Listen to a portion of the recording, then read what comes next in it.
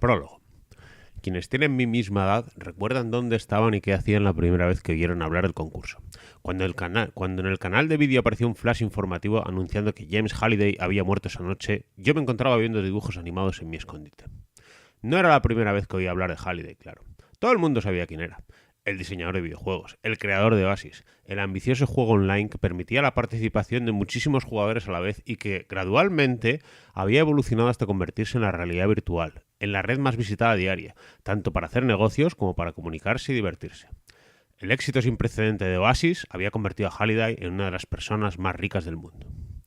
Al principio no entendí por qué los medios de comunicación concedían tanta importancia a la muerte de aquel multimillonario, como si los habitantes del planeta no tuvieran otras preocupaciones. La crisis energética, el catastrófico cambio climático, el hambre cada vez más generalizada, la pobreza, las enfermedades, media docena de guerras, ya se sabe, lo de siempre. Perros y gatos juntos, histeria colectiva, como decían en la película Los cazafantasmas. Por lo general, los informativos no interrumpían las comedias de costumbres interactivas, ni las telenovelas, a menos que hubiera sucedido algo muy grave, como el descubrimiento de un virus asesino o la desaparición de alguna ciudad bajo una nube atómica. Cosas así. Por más famoso que fuese, el fallecimiento de Halliday no debería haber merecido más que una entrada breve en el informativo de la noche, para que las masas desarrapadas menearan la cabeza muertas de envidia cuando los presentadores pronunciaran la suma obscena de dinero que pasaría a engrosar la fortuna de los herederos del multimillonario. Pero es que ahí precisamente estaba la noticia. James Halliday no tenía herederos. Había muerto soltero, a los 77 años, sin parientes vivos y, según se decía, sin un solo amigo. Había pasado los últimos 15 años de su vida en un aislamiento autoimpuesto, durante el que, si había que hacer caso a los rumores, había enloquecido por completo. Así que la noticia dejó a todo el mundo boquiabierto. La revelación que hizo que, desde Tokio hasta Toronto, la gente se cagara en los cereales del desayuno. Tenía que ver con las últimas voluntades y el testamento de Halliday, con el destino de su inmensa fortuna. Halliday había preparado un breve mensaje de vídeo y había dispuesto que los medios de comunicación lo emitieran en el momento de su muerte. También ordenó que se enviara por email una copia del vídeo a todos los usuarios de Oasis esta mañana. Todavía recuerdo aquel aviso electrónico, aquel sonido como de campanilla, cuando llegó mi bandeja de entrada apenas unos segundos después de que hubiera oído la noticia en el informativo. Aquel mensaje de vídeo era, de hecho, un cortometraje muy bien producido, titulado Invitación de Anorak. Excéntrico como era, Halliday había mantenido a lo largo de su vida una obsesión por los años 80 del siglo XX, la década que había coincidido con su adolescencia, Invitación de Anorak estaba plagado de lo que posteriormente descubrí eran veladas referencias a la cultura pop de aquellos años, aunque casi todas ellas se me pasaron por alto la primera vez que lo vi. De principio a fin duraba poco más de 5 minutos, y en los días y semanas que siguieron se convertiría en el documento audiovisual más analizado de la historia, superando incluso al del asesinato de Kennedy en Dallas, captado por Abraham Zapruder, si tenemos en cuenta el número de veces que fue estudiado fotograma por fotograma. Todos los miembros de mi generación llegaríamos a aprendernos en memoria el mensaje de Halliday de cabo a rabo. Invitación de Anorak se inicia con el sonido de las trompetas, de los primeros compases de una canción antigua llamada Dead Man's Party. La canción suena, durante los primeros segundos, sobre un fondo negro. A las trompetas se une una guitarra, y entonces aparece Halliday. Pero no es un hombre de 77 años, devorado por el paso del tiempo y la enfermedad. Su aspecto es el que lucía en la portada de la revista Time en 2014. Un hombre alto, delgado, saludable, de poco más de 40 años, algo despeinado y con sus características gafas de pasta. También lleva la misma ropa con la que aparecía en la foto de la revista, vaqueros desgastados y la camiseta vintage de los invasores del espacio. Halliday se encuentra en un baile de instituto que se celebra en un gran gimnasio cubierto. Está rodeado de adolescentes que, con sus ropas, peinados y bailes, muestran que pertenecen a los años 80. Un análisis detallado de esta escena revela que todos los adolescentes que aparecen detrás de Halliday son en realidad extras de varias películas para adolescentes de John Hughes, que han sido recortados y pegados digitalmente en el vídeo. Halliday también baila, algo que nadie le vio hacer jamás en la vida. Con una sonrisa de loco dibujada en los labios, da vueltas muy deprisa y mueve los brazos y la cabeza al ritmo de la música, componiendo impecablemente varios de los pasos característicos de aquella época. Pero Halliday no tiene pareja. Como suele decirse, está bailando solo. En el ángulo inferior izquierdo de la pantalla aparecen unas líneas que indican el nombre del grupo, el de la canción, la casa discográfica y el año de aparición del tema. Como si se tratara de un videoclip antiguo emitido en la MTV. Oingo Boingo, Dead Man's Party, MCA Records, 1985. Cuando empieza la letra de la canción, Halliday mueve los labios y hace playback sin dejar de dar vueltas. All dressed up with nowhere to go, walking with a dead man over my shoulder, don't run away, it's only me. Entonces deja de bailar bruscamente y con los dedos de la mano derecha hace el gesto de cortar. La música se detiene al momento.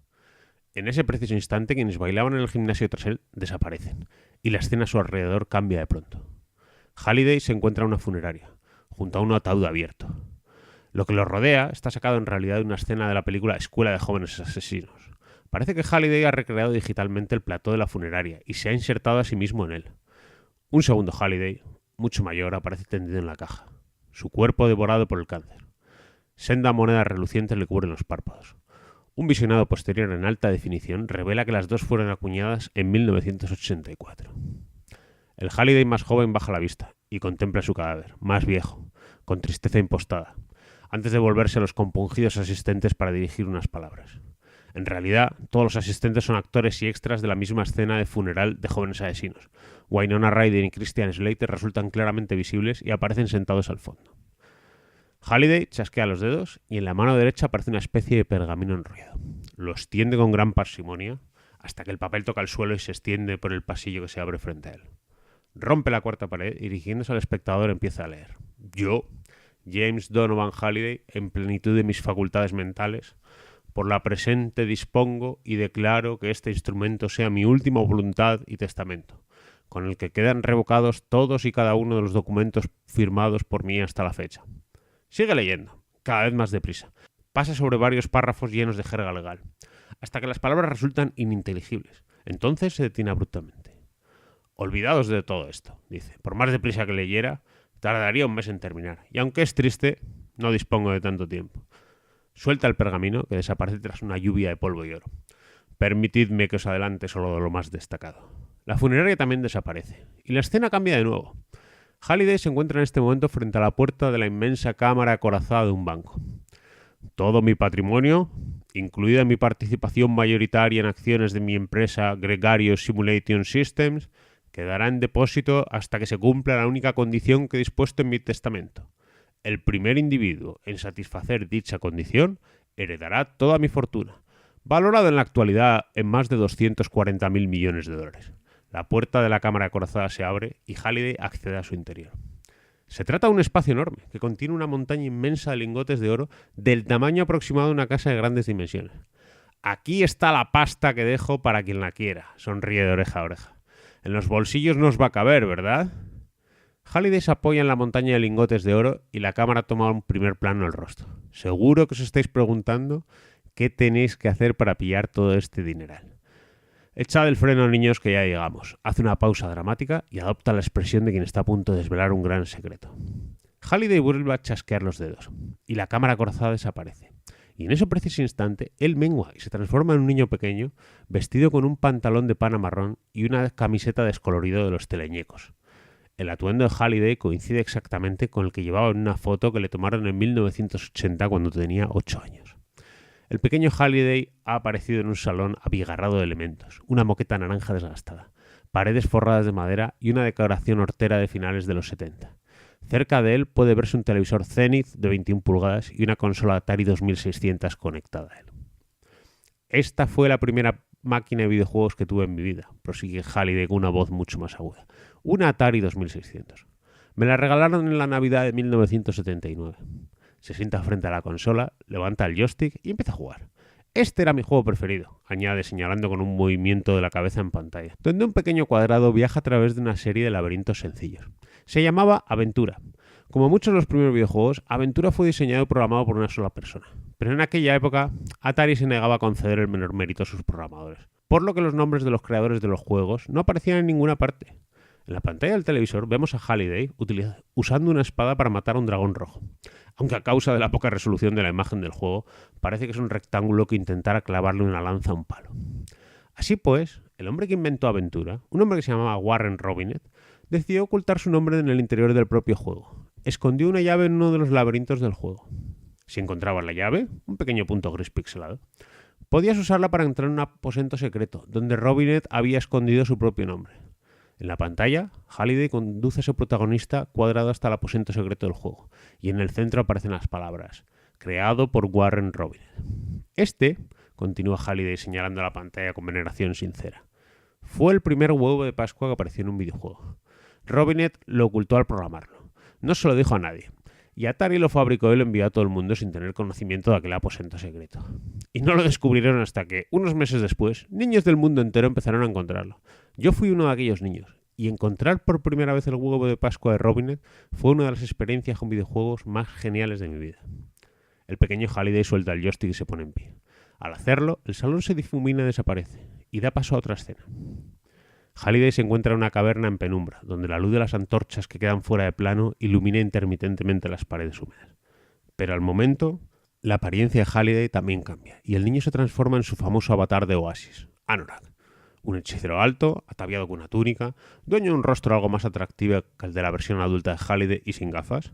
Anorak lleva su característica túnica negra con el monograma de su avatar, una gran letra A escrita a mano, bordado en cada manga. Antes de morir, anuncia Anorak expresándose en una voz mucho más grave, creé mi propio huevo de Pascua y lo oculté en algún sitio de mi videojuego más conocido, Oasis. La primera persona que lo encuentre heredará toda mi fortuna. Otra pausa dramática. El huevo está bien escondido. No me he limitado a meterlo debajo de una piedra. Supongo que podría decir que está bajo llave en una caja fuerte, enterrada en un aposento secreto, oculto en el centro del laberinto en alguna parte. Se lleva el dedo índice a la sien derecha, aquí arriba. Pero no os preocupéis, he dejado algunas pistas por ahí para que podáis poneros en marcha. Y ahí va la primera. Anorak mueve la mano, con gran gesto grandilocuente, y súbitamente aparecen 3 llaves que empiezan a girar en el aire delante de él.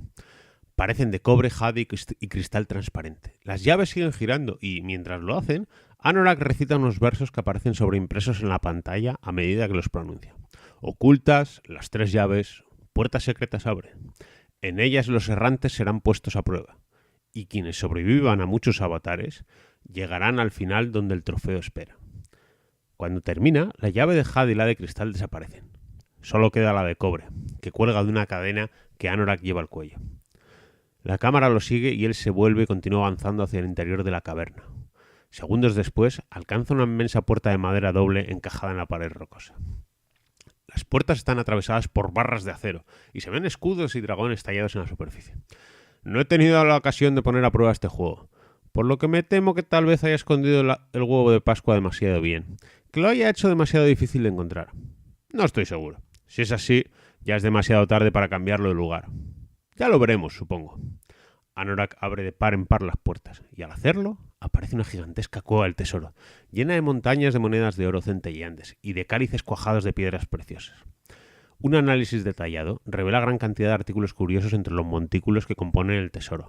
Entre ellos se destacan varios ordenadores antiguos, un Apple IIe, un Commodore 64, un Atari 800 XL y un TRS-80 Color Computer 2, así como numerosos controladores de videojuegos para diversos sistemas y centenares de dados poliédricos, de los que se usaban en los primeros juegos de rol de sobremesa. Franquea las puertas abiertas y se vuelve a mirar directamente al espectador. Para que se mantengan abiertas, extiende mucho los brazos. La imagen congelada de esta escena es casi idéntica a un dibujo de Jeff Aisley que aparecía en la cubierta de Dungeons & Dragons, un libro de reglas de Dungeons & Dragons publicado en 1983. Así que, sin más despedidas, anuncia Anorak que empiece la búsqueda del huevo de Pascua de Halliday. Acto seguido desaparece, tras emitir un destello de luz, y el espectador permanece mirando la puerta abierta, los montículos resplandecientes llenos de tesoro que aguardan al otro lado. Entonces, la pantalla vuelve a ponerse negra. Al final del vídeo, Halliday incluía un link a su página web personal, que había cambiado completamente la mañana de su muerte. Durante más de un decenio, lo único que tuvo colgado en ella fue una animación sin fin que mostraba a su avatar Anorak sentado en el centro de una biblioteca medieval, encorvado sobre una mesa de trabajo rayada, mezclando pociones y consultando libros de hechizos frente a una pared de la que colgaba una pintura de grandes dimensiones que representaba un dragón negro. Pero aquella animación sin principio ni fin había desaparecido, y en su lugar había una lista de máxima puntuación, como las que aparecían en aquellas máquinas de videojuegos antiguas que funcionaban con monedas. La lista era de 10 casillas, y en cada una de ellas se repetían las iniciales JDH, James Donovan Halliday, seguidas de 6 ceros. Aquella lista de máxima puntuación no tardaría en conocerse como la tabla de puntuación, o simplemente la tabla, y permanecería largo tiempo inalterada. En la página web de Halliday, justo debajo de la tabla, también apareció un icono. Su aspecto era el de un libro pequeño encuadernado en piel, y al hacer clic sobre él remitía a una nueva página web. anoraksalmanac.com, que enlazaba con una copia del almanaque de Anorak, de descarga gratuita, donde se recogían miles de entradas sin fechar del diario de Halliday. Tenía una extensión de más de 1000 páginas, pero contenía muy pocos detalles sobre la vida personal de su autor, sobre sus actividades cotidianas. Casi todas las entradas estaban relacionadas con sus observaciones improvisadas sobre varios videojuegos clásicos, novelas de ciencia ficción y fantasía, cómics y cultura pop de los años 80. También figuraban algunas diatribas humorísticas, en las que se cargaba todo lo que se pusiera por delante, desde las religiones organizadas hasta los refrescos light. La cacería, como acabó por conocerse aquella competición, fue abriéndose paso a través de la cultura global. Igual que sucedía con la lotería, encontrar el huevo de Pascua de Halliday se convirtió en una ilusión popular tanto entre adultos como entre niños. Se trataba de un juego en el que cualquiera podía participar, y al principio no parecía haber un modo acertado ni erróneo de jugarlo. Lo único que el contenido del almanaque de Anorak parecía indicar era que, para encontrar el huevo, resultaría imprescindible familiarizarse con las diversas obsesiones de Halliday, cuestión que llevó a una fascinación creciente por los videojuegos clásicos y la cultura pop de los 80, sobre todo en Estados Unidos. 50 años más tarde, las películas, la música, los juegos y las modas de los años 80 volvieron a cobrar vigencia. En 2041, el pelo encrespado y los tejanos lavados al ácido estaban de nuevo de moda, y las versiones de éxitos de la década interpretadas por algunos grupos contemporáneos copaban las listas de éxitos. La gente que había vivido su adolescencia en los 80 y que ahora se acercaban a la tercera edad, vivía la extraña experiencia de ver que sus nietos adoptaban y estudiaban las modas y las tendencias de su juventud. Durante esa misma época nació una nueva subcultura, seguida por millones de personas que dedicaban todo el tiempo libre del que disponían a buscar el huevo de Pascua de Halliday. Al principio, aquellos individuos se los conocía simplemente como egg hunters, es decir, cazadores del huevo. Pero el término no tardó en fundirse en una sola palabra, gunters. Durante el primer año de la cacería, ser gunter se puso muy de moda. Incluso hubo una época en que casi todos los usuarios de Oasis decían serlo. Tras cumplirse el primer aniversario de la muerte de Halliday, la pasión que envolvía lo relativo a la competición empezó a remitir. Había pasado un año entero y nadie había encontrado nada. Ni una sola llave, ni una puerta. Muchos creían que parte del problema radicaba en la inmensidad de Oasis, que contenían más de 1000 mundos simulados donde podían ocultarse las llaves. Para registrar a fondo cualquiera de ellos, un gunter tendría que dedicar años enteros. A pesar de que los gunters profesionales no dejaban ni un solo día de alardear de que ya se encontraban más cerca del descubrimiento, la verdad se imponía cada vez más. Nadie sabía siquiera con exactitud qué era lo que buscaba, ni dónde debía empezar a buscar. Transcurrió un año, y otro, y nada. Y el gran público perdió por completo el interés en la cacería. La gente empezó a dar por supuesto que aquello solo era la estafa excéntrica de un loco millonario. Otros opinaban que, aunque el huevo existiera, nadie lo encontraría jamás. Entretanto, Oasis siguió evolucionando y adquiriendo cada vez más popularidad, y se protegía de los intentos de apoderarse de él y de los varios desafíos legales contra las férreas condiciones del testamento de Halliday, gracias al ejército de abogados implacables a quienes Halliday había encomendado la administración de su patrimonio. El huevo de Pascua de Halliday fue desplazándose, gradualmente, al territorio de la leyenda urbana, y la menguante tribu de gunters era cada vez más blanco de burlas. Todos los años, coincidiendo con el aniversario del fallecimiento de Halliday, los conductores de informativos anunciaban, en tono jocoso, que los cazadores seguían sin obtener resultado. Y año tras año eran más los gunters que abandonaban la búsqueda, tras convencerse de que Halliday había hecho que el huevo fuera imposible de encontrar. Y así transcurrió un año más. Y otro.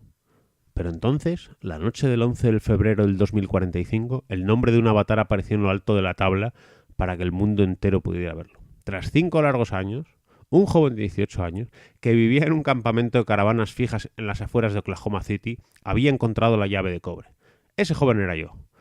Son muchos los libros, los dibujos animados, las películas y las miniseries que han intentado contar la historia de lo que sucedió después, pero ninguno acierta. Así es que he decidido aclararlo de una vez por todas.